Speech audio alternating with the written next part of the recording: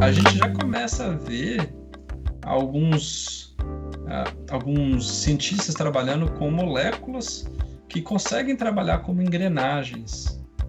Então eu acredito sim que a gente consegue ter nanorobôs que vão atuar ali através de uma diferença de potencial químico, diferença de algum potencial elétrico, e consigam atuar assim como máquinas, né? Se eu não me engano, foi em 2017, eu posso estar enganado com esse número, quem ganhou o Nobel de Química foi exatamente uma pessoa que conseguiu fazer moléculas trabalharem como engrenagens.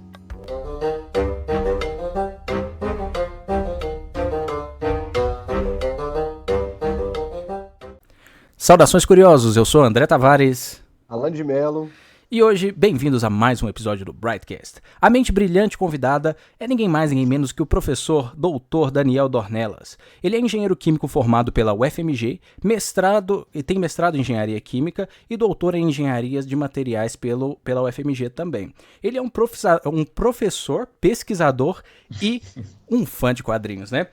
Dá um oi pra gente, Daniel. Olá, pessoal, tudo bem? Espero que a gente possa ter uma conversa bem divertida aqui hoje. O Daniel tá aqui pra gente conversar um pouco sobre alguns equipamentos de super-heróis, sobre a visão da engenharia de materiais. E espero que a gente tenha uma boa conversa a respeito disso, né? Esse é um longo percurso. Eu acho muito bacana e na verdade, Daniel, é a inspiração para muitas crianças, né? O quadrinho ele já traz aquela ciência por trás, né? Uhum. Mas o que realmente está por trás de tudo isso, né? Sim. Eu gostaria de saber se isso também para você, os quadrinhos foi uma coisa que impulsionou você querer continuar, querer, na verdade, iniciar na ciência e tudo mais. Uhum. Bacana, é uma ótima pergunta. Então, quando a gente lê quadrinhos, vê filmes de super-heróis, é engraçado porque tem alguns diretores, alguns produtores de filmes que eles se preocupam, os roteiristas também, né? Eles se preocupam de criar uma história da ciência por trás daquele equipamento, ou da ciência por trás daquele super-herói. E é algo que sempre me despertou muita curiosidade, porque realmente você fica pensando como que aquilo ali é possível de funcionar, né? Seria possível aquilo ali funcionar no mundo real? Então, só do roteirista se preocupar com isso ao escrever uma história já era algo que me despertava curiosidade e me motivava, claro, a me engajar mais com a história, né? Legal, legal. E qual foi o que mais despertou curiosidade em você, assim, lá dos super-heróis? Qual que era o que você mais gostava? Nossa, caramba. Eu sempre gostei bastante do Batman, sempre fui muito fã do Batman. Apesar do que recentemente, né, a Marvel ganhou aí uma vantagem devido aos filmes, que são sensacionais os filmes da Marvel. Não sei se vocês dois são fãs, Sim, mas sim. desde então eu tenho acompanhado bastante os heróis da Marvel. Inclusive, tenho focado bastante em ler quadrinhos da Marvel, algo que eu não lia há muito tempo, entendeu? Então, eu diria que inicialmente o Batman era o mais interessante para mim. Hoje, Ele tem o melhor superpoder, né? É rico. ele é rico. É, é. Qual que é o Eu, melhor hoje em na dia? pra... Nossa, eu tenho interessado bastante pelo Capitão América, eu curto bastante ele. Hulk também, Hulk é bem fazer Marvel interessante. versus DC, será que a gente vai fazer esse tema aqui hoje? Não, né? Ixi, não, não, não. Bobagem, né? Prefiro não entrar aqui, é melhor a gente ir para a ciência dos super-heróis. Então, Sim, o Batman é o melhor mesmo. Vai lá. dentro dos super-heróis que a gente tem preparado pra gente conversar hoje, você falou especialmente assim do Capitão América, né? Que ele te chama bastante atenção. A gente Uhum, vê nos filmes da Marvel aquele escudo indestrutível dele, né? Será que existe algum uhum. material na Terra que consegue ser o escudo de um Capitão América no futuro? É uma excelente pergunta, porque quando a gente começa a pensar nos atributos do escudo do Capitão América, a gente consegue listar diversos dele, e o principal é exatamente o que você falou, André. Ele é indestrutível, né? E ele é capaz, inclusive, de absorver altas quantidades de energia, de forma que o Capitão América nem sente o impacto do golpe que ele levou ou ele defendeu, né? Então, quando a gente começa a pensar nessas propriedades e foca nas propriedades dos materiais reais, a gente pode começar a diferenciar por que aquele material é indestrutível, o que ele precisa para conseguir absorver todo esse impacto. E também, outro aspecto que é muito interessante desse escudo é a capacidade dele ricochetear, né? Eu não sei se vocês lembram dos filmes. Sim. Ele joga o escudo bate em 2, 3 caras, bate na parede e volta para ele. Então isso Além é de ser bom em muito sinuca, né? Teria que ser o material. Claro, claro. Agora, falar sobre quais materiais seriam possíveis, eu acho que a gente está longe da gente conseguir um metal que consiga ter as propriedades do escudo do Capitão América, né? A gente pode explorar as qualidades, as propriedades dos materiais reais e fazer paralelos. Por exemplo, o que o material precisa para ser indestrutível, né? Então, para começar a entender isso, a gente precisa entender como que os materiais metálicos, principalmente, falando sobre o escudo do Capitão América, como que eles se comportam quando eles estão sendo deformados, né? Então, os metais, especificamente, quando você submete ele a uma força de tração, que é quando você está tentando distanciar a peça metálica, inicialmente, o que vai acontecer? Parte da energia que você está colocando ali naquele material vai se transformar numa deformação molecular, uma deformação cristalina ali dos materiais, dos átomos que estão ali envolvidos no metal, né? Então, essa energia que você está colocando no metal está se transformando numa energia potencial elástica. E aí, quando você solta esse metal, o que vai acontecer? Essa energia potencial vai se transformar no material voltando para o formato original dele. Ou seja, todo material metálico, inicialmente, ele se deforma de forma elástica. Mas, obviamente, se você colocar muita energia nele, né, Alan, o que vai acontecer? Você vai começar a quebrar algumas conexões atômicas ali. E o que começa a haver depois desse limite de energia? Começa a haver uma deformação plástica, que é uma deformação irreversível. Então, quando a gente pensa no escudo do Capitão América, para ele ser indestrutível, o que ele precisa? Ele precisa ter um alto limite de escoamento, que é exatamente esse limite entre a deformação reversível, aquela deformação elástica, exatamente, em que o material consegue voltar para o formato original, e esse limite entre essa deformação plástica, elástica, né, e a plástica, que vai ser o interessante ali para a gente começar a analisar esse escudo do Capitão América. Nossa! E outra propriedade que você citou é ele... Nossa, achei demais, cara. Eu fui longe, foi muito bom. Outra propriedade é dele aguentar o impacto, né? Eu fiquei imaginando assim, o escudo dele deve ser um travesseirão, né? Gigante, assim, exatamente.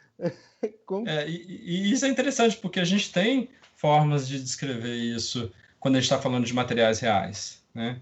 A gente pode falar, por exemplo, da resiliência, que é a capacidade de um material absorver energia enquanto ele está se deformando de forma reversível, ou seja, de forma elástica. Entendeu? E teria alguns exemplos, você que tem a formação química, né? Desses materiais, quais que teriam essa, por exemplo, a propriedade elástica mais interessante e a de absorção mais interessante? Então, a gente pode pensar em alguns materiais metálicos que vão ter alto limite de escoamento, né? Então, nós temos algumas ligas de aço que vão ter alto limite de escoamento, eles vão chegar aí a mais ou menos 1.600 megapascal, que é aquele limite ali que ele ainda consegue reverter essa deformação, né? Alguns metais, como por exemplo o tungstênio, que ele também vai ter um alto limite de escoamento também. Aguenta muito calor, né? Sim, claro. Claro. Tá. E aí a gente pode começar a pensar também, né? Por que o material ele é capaz de ricochetear? Vai muito em conta tem muito a ver com essa parte da capacidade de absorver a energia, né? Então, como é que o Capitão América faz para o escudo dele ricochetear? Como é que ele vai jogar? Vocês acham que ele vai jogar de frente ou de lado o escudo? Eu acredito que de lado. De lado, exatamente. Então, por que vai acontecer isso? Porque o formato do escudo, gente, ele é feito para que, como a gente já falou, ele consegue absorver grande quantidade de energia de forma elástica, ou seja, ele se deforma ali, vamos supor que ele deforma 5%, 10% estourando, e depois que ele teve um impacto ali na parede, ele vai querer voltar para sua forma original, com isso, ganhando uma grande energia cinética. Inclusive, idealmente, vai ser a mesma quantidade de energia cinética do que antes do impacto. Né?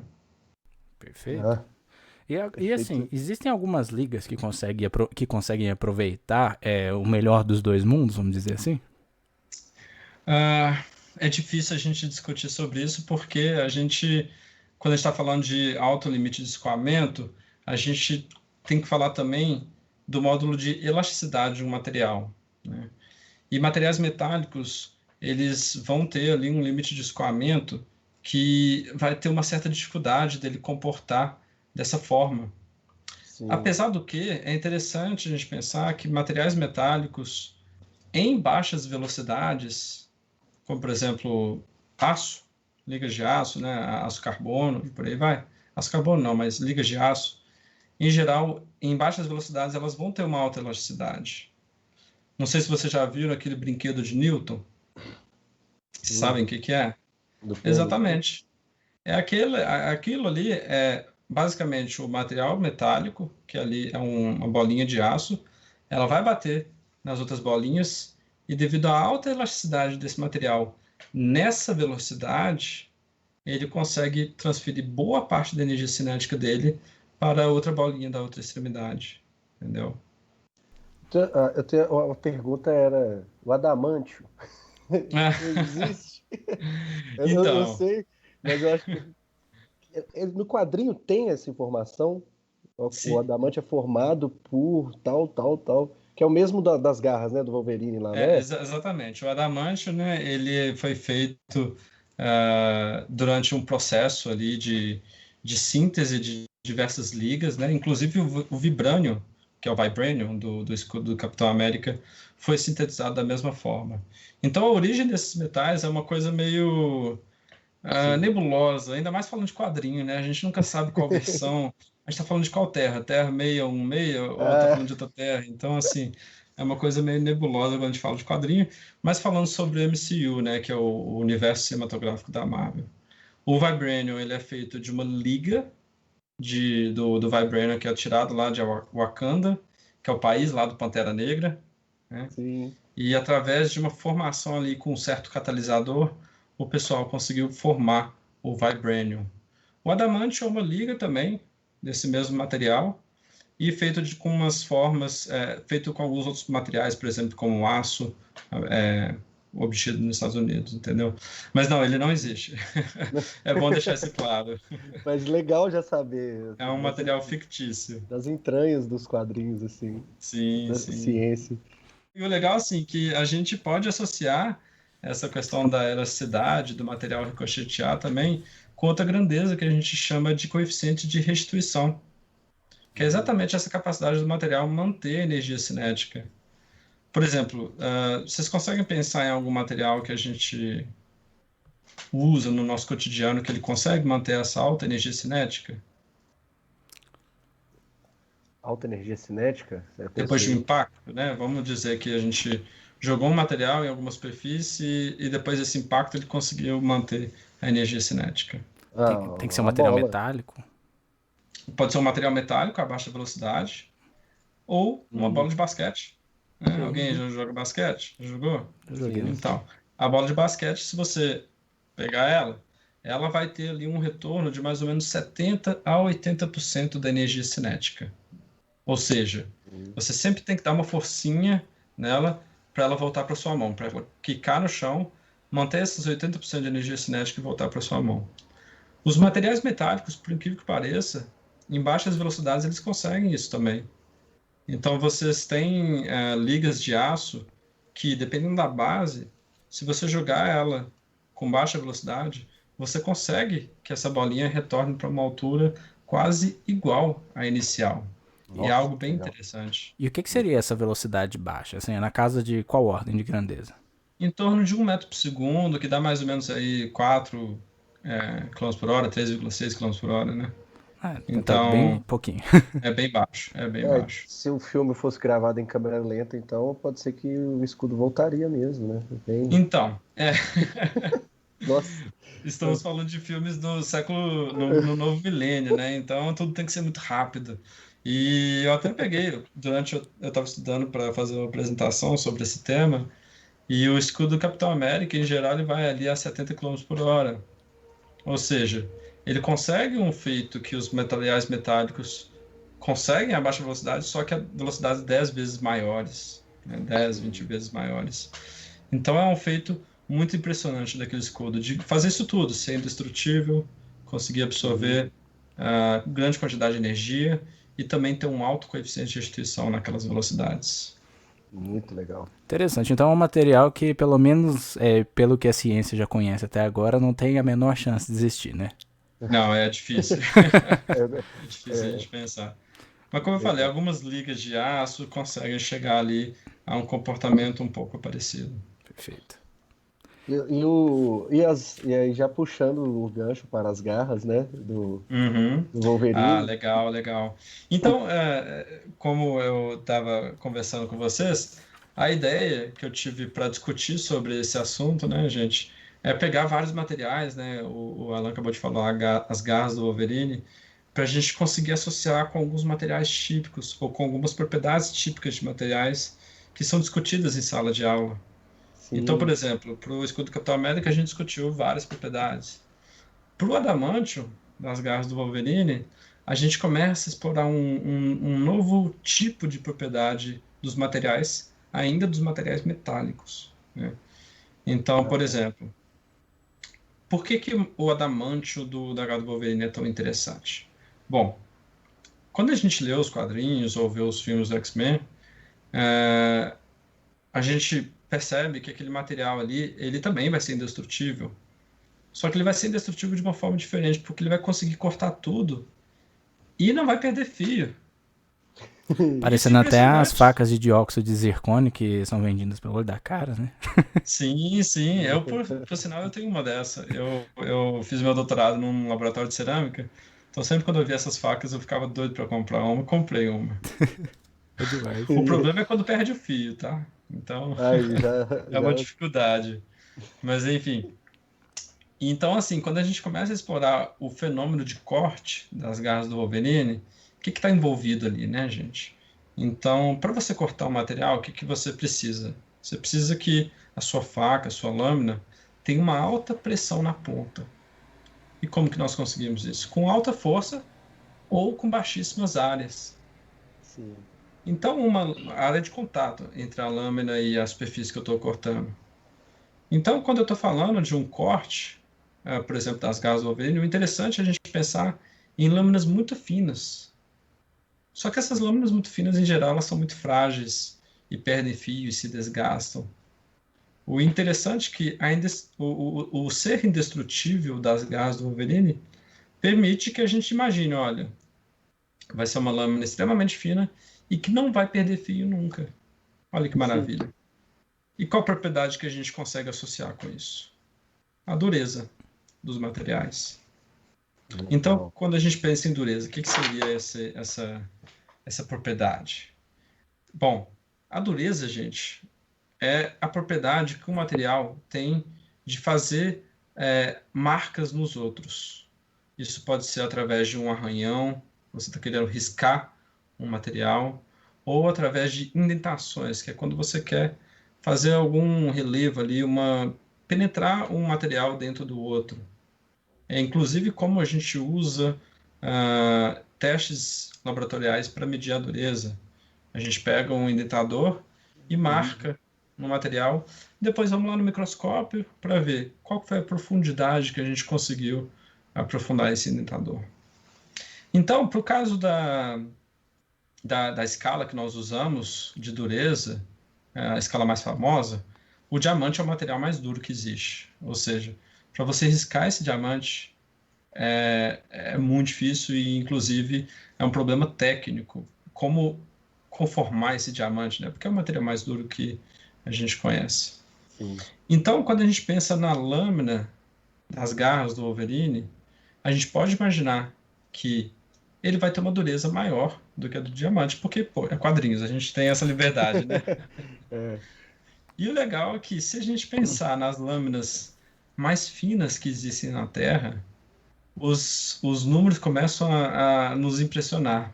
Então, vamos pensar aí quais são as lâminas mais finas.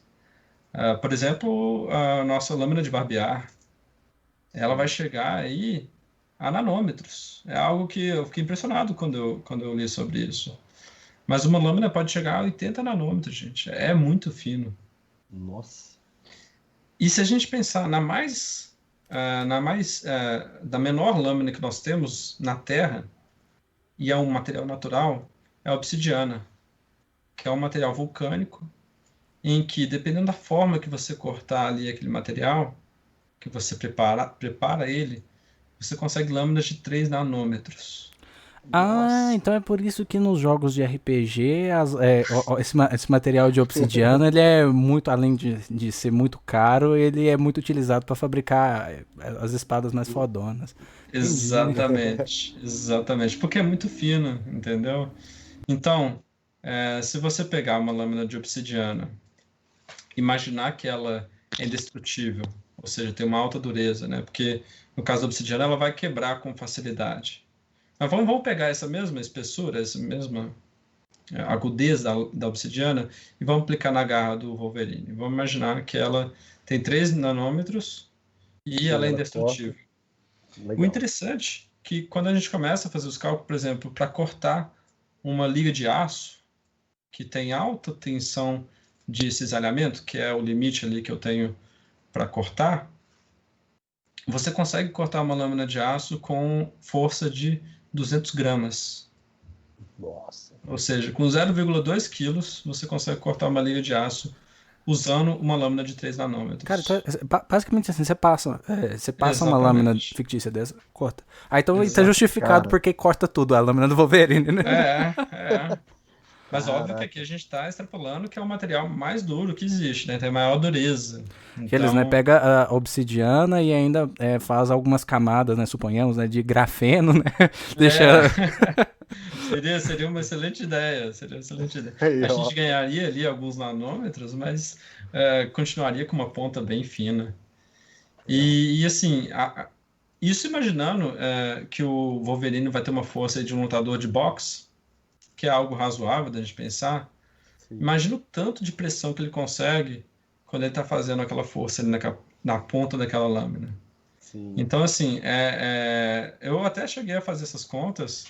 Quando você imagina que um lutador de boxe consegue um soco mais ou menos de 500 quilogramas, com uma força equivalente a 500 quilogramas, as pontas de uma lâmina de 3 nanômetros conseguem chegar a uma pressão 17 vezes a pressão do centro da Terra. Então é algo impressionante. Uou! É algo legal. Impressionante. Então, ou seja, obviamente, vai cortar qualquer coisa. Obviamente, para isso você precisa do adamantio. Que não existe. Pelo menos por enquanto, né?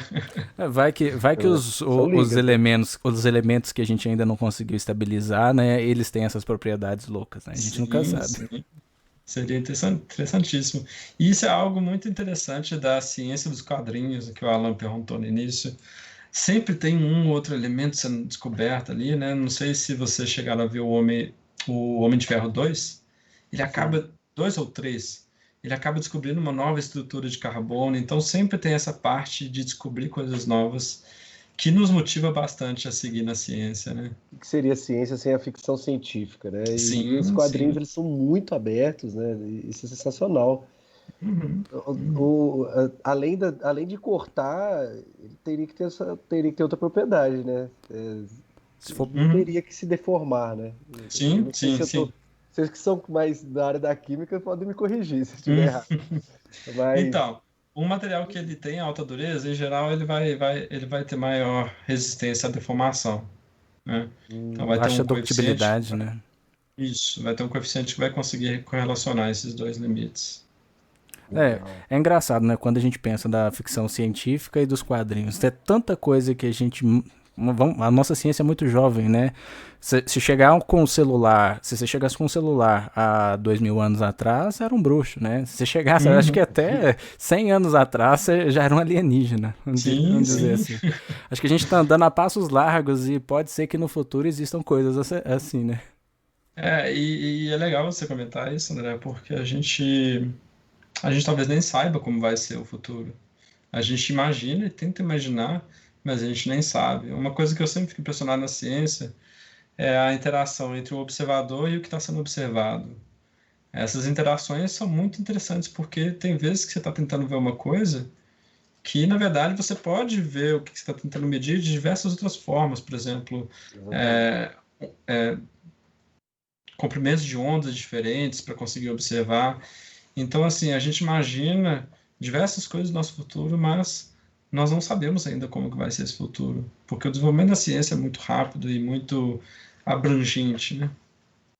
É, tanto, é Exatamente. tanta tecnologia que ficou parada, né? Todo mundo ficava Uhum. pensando, nossa, por exemplo, um óculos de realidade aumentada seria uma tecnologia que seria viável nos anos de 2020, 2021. Não teve desenvolvimento na área, então, por exemplo, o Google Glass foi até sepultado um tempo atrás, né? Sim, sim. Seria uma ideia legal, mas pena que não foi pra frente, né? A gente nunca sabe o É. que vai estar sendo pioneiro. Uhum, O uhum. que vai ficar obsoleto? Isso depende de muito para onde o dinheiro vai, né? Com certeza, com Sempre vai certeza. dependendo. E do contexto. O contexto também é Exatamente. Você pega. importante. Tem muita gente que fala até sobre dinheiro. O Elon Musk é o nosso homem de ferro, né? Ah, sim. É. O Homem de Assim, eu vou Ferro é falar. um pouco delirante, mas sim, o É, nosso Homem de Ferro. Apesar ele do que faz o esse Tony Stark também é comparativo. delirante, né? Conseguem fazer umas coisas bem doidas, né? Agora, Sim. assim, passando, a gente continuando para um outro super-herói, é interessante, né, que o Homem-Aranha, ele também é um inventor da própria tecnologia, né? Ele Sim. usa a tecnologia da teia de aranha dele. Como é que isso funciona? Será que uma teia de uma aranha realmente consegue sustentar uma pessoa? Isso é possível? Legal, legal.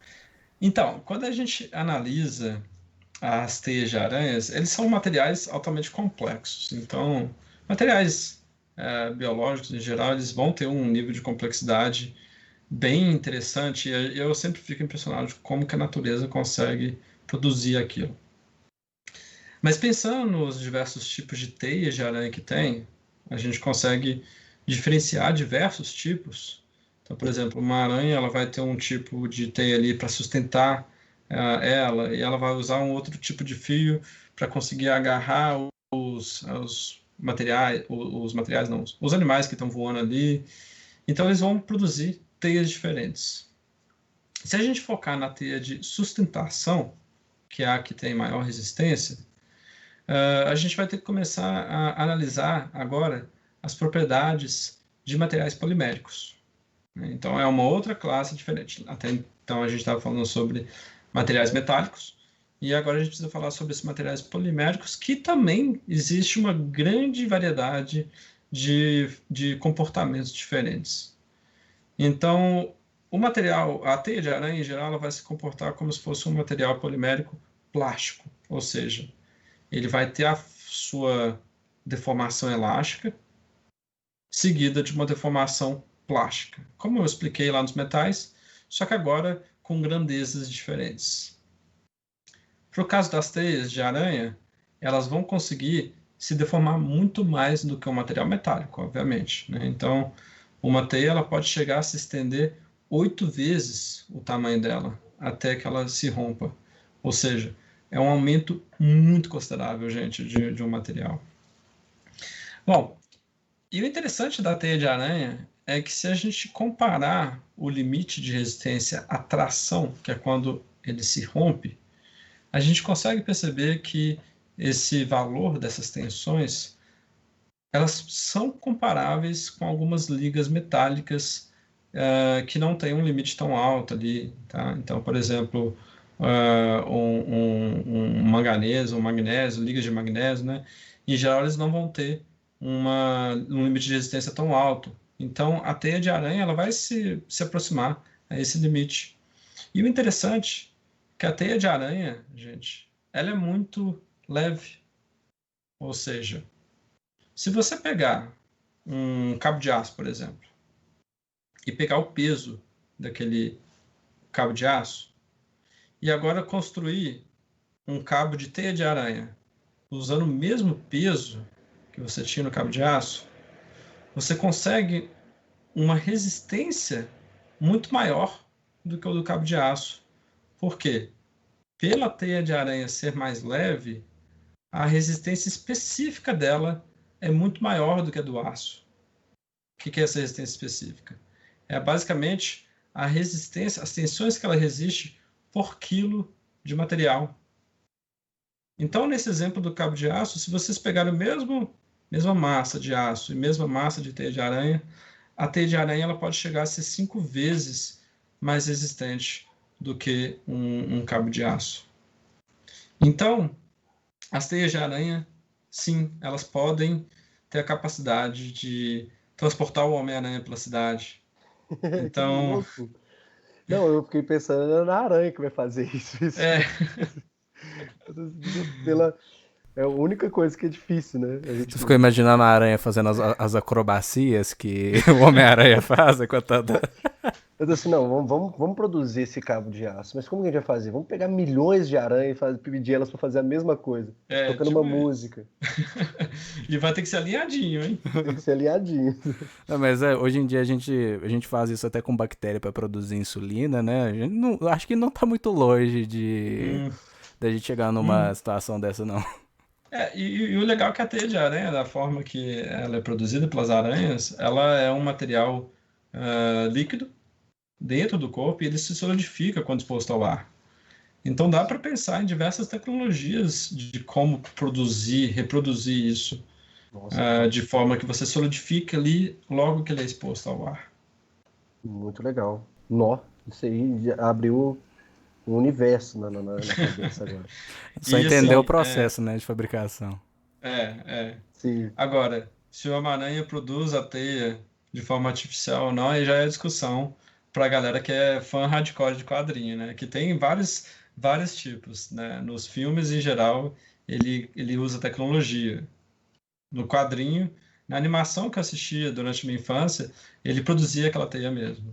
Sim. Tem o espetacular Homem-Aranha, tem o Homem-Aranha, aquele que é mais jovem, engraçado. Tem realmente. São diversas versões. Agora, assim, eu acredito que essa vai ser uma das maiores invenções da humanidade, né? Quando a gente conseguir replicar essa tecnologia, né? Acho que a própria engenharia civil vai mudar bastante depois disso, né? Exatamente.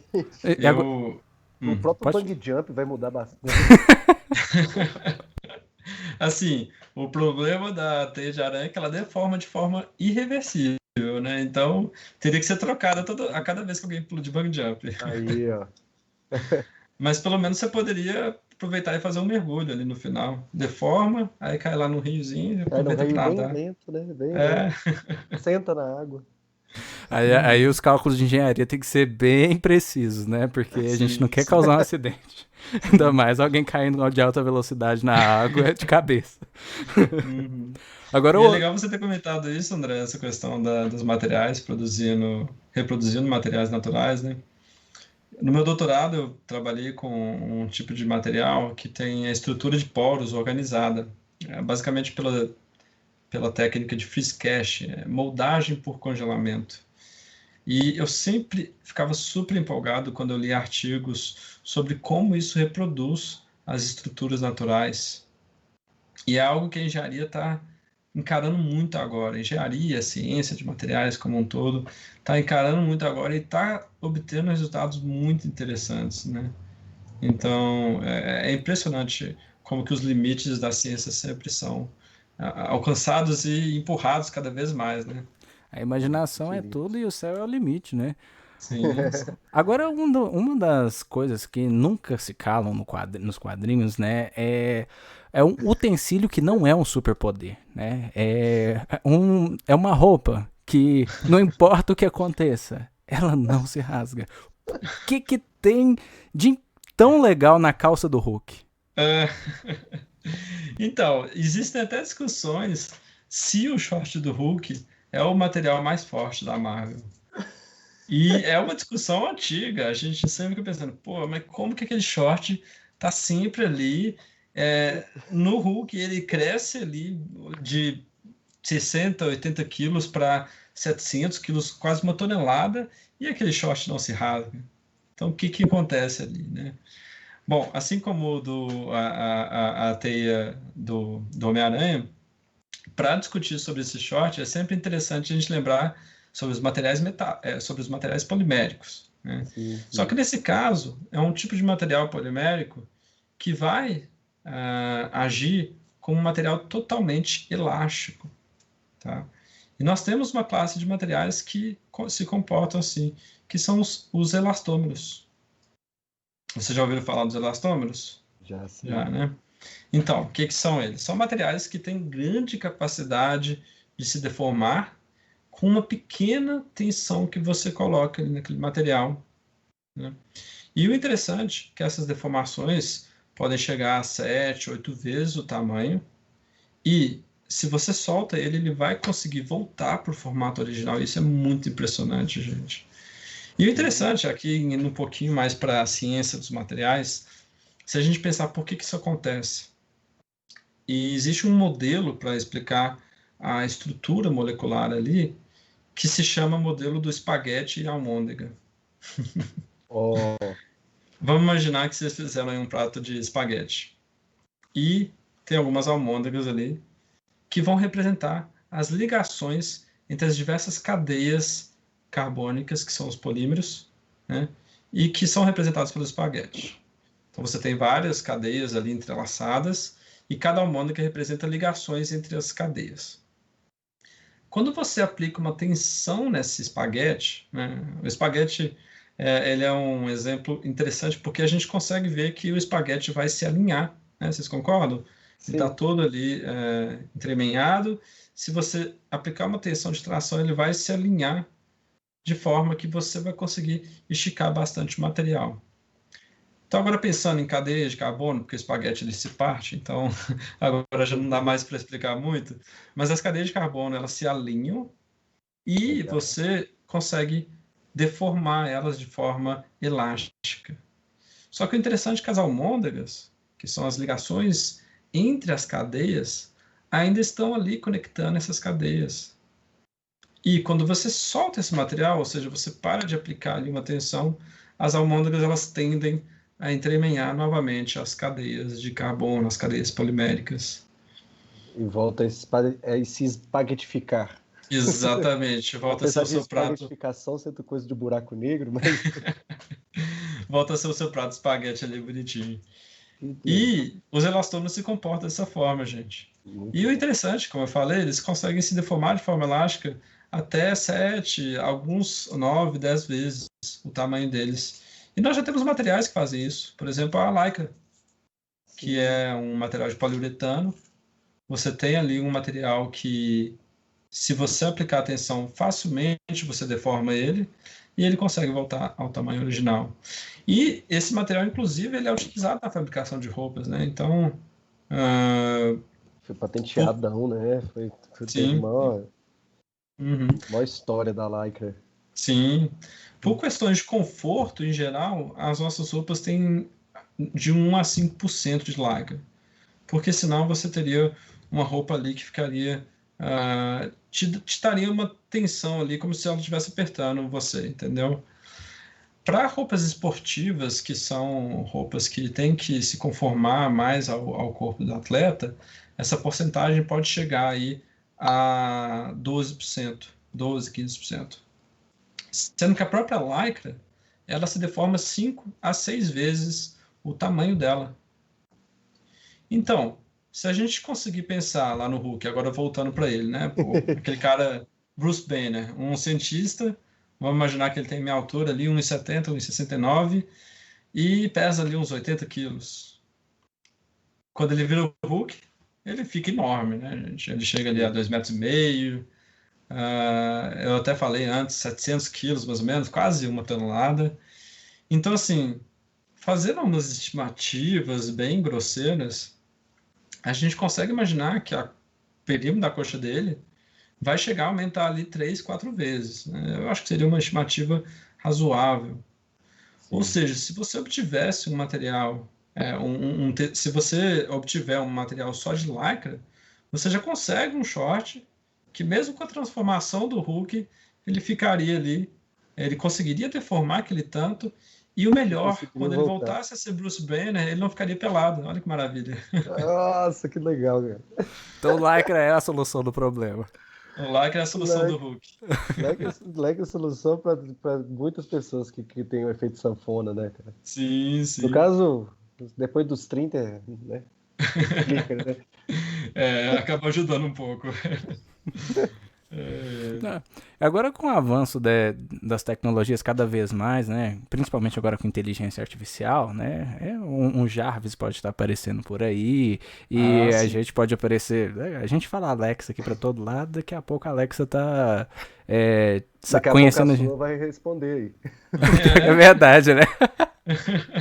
É, Mas é. aí a gente tem essa ideia agora também do Homem de Ferro, né? Aquela coisa do exoesqueleto. Você acha que em Ah, algum dia a gente ainda consegue fazer um exoesqueleto, sei lá, começando com o basicão dele, chegando naquele de nanotecnologia, aquele último que a MCU essa chegou? questão é complexa. A nanotecnologia, para a gente conseguir aqueles nanorobôs, é ainda uma coisa que eu vejo. Eu vejo acontecendo, mas não naquele nível. Vamos ver como é que Sim. vai ser, né? Eu não duvido da ciência. Uhum. A gente já começa a ver alguns, alguns cientistas trabalhando com moléculas que conseguem trabalhar como engrenagens. Então, eu acredito sim que a gente consegue ter nanorobôs que vão atuar ali através de uma diferença de potencial químico, diferença de algum potencial elétrico, e consigam atuar assim como máquinas, né? Se eu não me engano, foi em 2017, eu posso estar enganado com esse número, quem ganhou o Nobel de Química foi exatamente uma pessoa que conseguiu fazer moléculas trabalharem como engrenagens. Sim, legal, cara. Então é algo bem bacana. Por aí. Mas quando eu discuto sobre essa parte do Homem de Ferro, eu costumo falar mais sobre os materiais daquele exoesqueleto, como você falou, né, André? Então, pensando lá nas armaduras do início, do primeiro, segundo filme, que era rígida, apesar dele transformar que nem um Cavaleiro dos Zodíacos, mas enfim. É, Pior que é verdade mesmo. é, é sensacional, pô. O cara pousa e já tá sem armadura depois de 5 segundos. Pô, é sensacional. Impressionante. Mas, enfim, quando a gente pensa em exoesqueleto, já existem réplicas, né? Já existem materiais, equipamentos que tentam fazer isso de aumentar a força de um ser humano. E não é algo muito recente, não. Sim. Desde a década de 70, 80, já existem exoesqueletos que aumentam a força de um ser humano em 25 vezes. Ou seja, você carrega um material de 100 quilos como se fosse uma mochila de 5 quilos, entendeu? Então, é algo que já existe, porém tem as suas dificuldades, obviamente, né? Então, vamos lá para as dificuldades. Para esse caso específico que eu estou falando, o problema é que o material metálico ele é muito pesado, o material que é feito o exoesqueleto, e a quantidade de energia só para sustentar o material metálico já é enorme. Ou seja, boa parte da energia que você gasta já é para movimentar só a estrutura metálica, nem é para levantar o material que você está levantando ali. Claro que o Tony Stark ele tinha uma solução perfeita para isso, né, gente? É o Arc Energia. Reactor, Energia exatamente. infinita, né? Que tem energia infinita. Então, se algum Tony Stark surgir aí, talvez o exoesqueleto avance muitas décadas. Claro. Bom, e quando a gente pensa em soluções para essa questão do peso e da energia necessária para levantar todo esse peso do exoesqueleto, a gente tem que começar a pensar em alternativas. Uma delas é obter materiais mais leves. Então, por Uhum. exemplo, hoje em dia não, mas já faz algumas décadas já tem muita pesquisa em ligas de alumínio para para sistemas, para estruturas que vão suportar uma grande quantidade de tensões muito intensas. Então, existe muita pesquisa na aeronáutica para usar as ligas de alumínio exatamente porque elas suportam uma grande tensão. Claro que são ligas específicas, né? A gente não é um alumínio puro. O alumínio puro ele vai ser muito dúctil e ele não vai ter alto limite de escoamento, mas ligas de alumínio elas já têm resultados bem satisfatórios. Bacana. A Fora que não dificuldade do alumínio... enferruja, né? Oi? Não enferruja igual o Ah, ferro sim, natural. sim, sim. Homem de ferro, homem de alumínio, será É, que ficaria tão vai legal? ser mais brilhante. Mas aí também pensamos em algumas dificuldades do alumínio, por exemplo, materiais metálicos em geral, quando são submetidos a ciclos de tensão, por exemplo, puxar e comprimir, tração e compressão, em geral eles perdem um pouco da sua propriedade mecânica até um certo limite, em que eles ficam estáveis até o resto da vida deles. Já o alumínio ele tem uma dificuldade em que, se você continuar fazendo ciclos, ele vai diminuindo as propriedades mecânicas até ser um material extremamente frágil, extremamente com baixa resistência e fraturar facilmente. Então essa é uma dificuldade das ligas de alumínio. E o Legal, material que legal. é muito utilizado, principalmente assim, para pessoas que sofreram um acidente e têm que fazer uma reconstrução óssea, que é o titânio. Você acha que ele seria uma opção viável, né? Porque ele é um material leve, né? Tecnicamente dizendo. Você consegue ligas bacanas, assim. Sim, o titânio eu acho que teria um custo envolvido aí alto, né? Mas como a gente está falando do Homem de Ferro, eu acho que isso não seria tanto problemático. E aí a gente teria que fazer uma análise aí, né? Por exemplo, qual que seria o peso desse exoesqueleto de titânio? Então, ele seria, assim, uma boa alternativa, porém cara. Legal, legal. Agora, uma alternativa interessante que eu costumo explorar quando eu estou falando sobre isso são as fibras de carbono, Ah, que é o é. que o pessoal tem discutido bastante Fazendo as bikes recentemente. cabulosas aí. Exatamente. Então, o que é uma possível solução para esses exoesqueletos é usar materiais compósitos de fibras de carbono. O que são esses materiais compósitos? Então, o material compósito ele vai ter uma matriz, ali, por exemplo, metálica, polimérica, de resina, alguma matriz qualquer, junto com uma outra fibra, que no nosso caso aqui a gente está analisando a fibra de carbono. E o interessante é que esses materiais compósitos já são muito utilizados no nosso dia a dia. Não sei se vocês conhecem, mas o concreto armado é um compósito, né, gente? Uhum. Você tem ali um material cerâmico, que é o concreto, que vai ter os vergalhões de aço ali. E o interessante é que você consegue um resultado muito interessante ao aumentar o limite de escoamento do concreto. E você também consegue aumentar o limite de tração, ou seja, quando que o concreto fratura ao usar os vergalhões. Então, aqui no caso, usando um material compósito de fibra de carbono, que é um material de altíssima resistência à tração, o interessante é que ele é leve, ele tem alta resistência à tração, então a gente poderia produzir exoesqueletos muito mais leves e que teriam ali alta resistência à fratura, ou seja, material resistente e mais leve, que com baixa energia ou com menos energia, pelo menos, você conseguiria movimentar aquele material. Eu vi o Então, Homem quando de eu... Ferro fazendo acrobacias, né, de tão leve. Sim, sim. Então, quando eu falo sobre isso, eu até penso, né? Será que é o Homem de Ferro ou é o Homem de Carbono? É, sim. Homem Compósito? Homem compósito, né, você vai ter. Acho que o nome não é tão atrativo, né? Esse que é o problema. Não vende tão bem como Homem de Ferro. Sim, sim. Muito bom, muito bom. Olha, Daniel, temos muito que te agradecer por fazer parte aqui do Brightcast hoje, de aceitar o nosso convite. Antes da gente terminar, o Alan ele sempre faz uma pergunta que é uma pergunta que tem uma resposta que até mesmo na ciência é um pouco controversa, né? Mas a gente não quer resposta científica.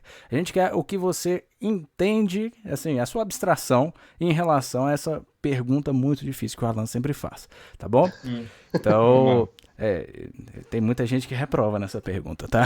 Tô curioso, né? Ansioso, na verdade. Tá bom? Ah, não, André, E, mentira, ninguém e, aprove reprova. e aproveita e emenda também a sua mensagem de final pro nosso público, ok? Beleza, beleza. Manda Perfeito. bala lá. Obrigado, André. Daniel, a pergunta é simples para você que trabalha, né, com materiais principalmente, você sempre está observando isso no seu dia a dia. Mas lá dentro do Daniel, né, se você pudesse descrever o que é energia? O que é energia? Nossa, olha lá, que pergunta difícil. O que é energia? Tá. Bom, então vamos lá. Eu não posso reprovar nessa, não, que eu tô dando aula de termodinâmica. Aí, vamos lá, Bom, mas beleza. legal, vamos Então, lá. focando no aspecto de engenharia, a energia, putz, é a capacidade de produzir algum efeito que você deseja. Então, se algum material tem alta energia, isso quer dizer que você pode aproveitar essa grandeza para produzir o que você necessita ali naquele seu sistema. Essa é a forma mais focada na engenharia que eu penso. E no Daniel? Onde que No você busca Daniel, energia, Daniel? então beleza. Nossa, no Daniel, o que é energia? Bom, o que é energia é conseguir motivar as pessoas a procurarem informações, para serem curiosas, para procurar saber mais sobre a ciência, sobre tudo que tem de legal, sobre as tecnologias, os super-heróis, quadrinhos, e conseguir se empolgar com isso. Muito bom. Aí, que lindo. Aí. Foi uma excelente definição, cara. Gostei muito. É, é, Gostei e, demais. e Legal. vai bem de encontro com o que eu disse pro lado da engenharia, né? Dá para fazer paralelos entre os dois. É, isso que é mais bacana. Legal, legal. Então, finalizando, Daniel, muito obrigado por aceitar o nosso convite, por fazer parte do Brightcast. Tenho certeza que o que você falou foram perguntas que muitas pessoas já se fizeram, né? Será que tem cabimento de ciência no que a gente vê nos quadrinhos, né? A gente já viu que tem muita coisa e a ciência consegue, inclusive, propor soluções para isso. Isso é genial, isso é fantástico, tá? Sempre que você tiver alguma nova informação, alguma coisa interessante para falar, o convite para participar do Brightcast ele tá sempre aberto, tá bom? O Brightcast ele tá aqui para isso, para ser o palco de mentes brilhantes, assim como você, para passar informação de qualidade interessante para as mentes curiosas que nos assistem, tá bom? Legal, legal. Muito obrigado. Muito obrigado a vocês pelo convite, gente. Eu sempre gosto de vir aqui para a gente discutir, para a gente conversar e se divertir bastante com esse assunto, né? Então, novamente, muito obrigado, vocês dois, e espero que o pessoal goste aí de assistir a nossa conversa. Espero que se divirtam tanto que eu me diverti. Muito Muito obrigado, bacana. pessoal. Divertido demais. Dá vontade de continuar perguntando, mas o tempo tá Com acabando. certeza. A gente falou só da Marvel, a gente podia falar da DC Pois aqui. é, fazer um Marvel versus DC. É. Não, tô brincando. Ficar colocando um contra o outro. Sacanagem. Perfeito, Daniel. Agradeço muito. Como o André disse, que aqui seja o seu palco. Sempre que a gente precisar. Quando a gente precisar, quem sabe, fazer um DC, né? Fazer uma versão DC. Já estou empolgado. Nossa, didática sensacional, cara. Eu gostei Legal, legal. demais. Um prazer estar te conhecendo online. Quem sabe um dia a gente consiga bater esse papo pessoalmente. E muita luz, muito amor e muita paz. Com Feliz certeza. Ano Novo. Muita energia. Muita energia. Daqui a pouco eu tô falando assim, feliz ano novo chinês, feliz ano novo de diversas culturas, feliz ano novo de Marte. Mal pela zoeira aí. Beleza, pessoal.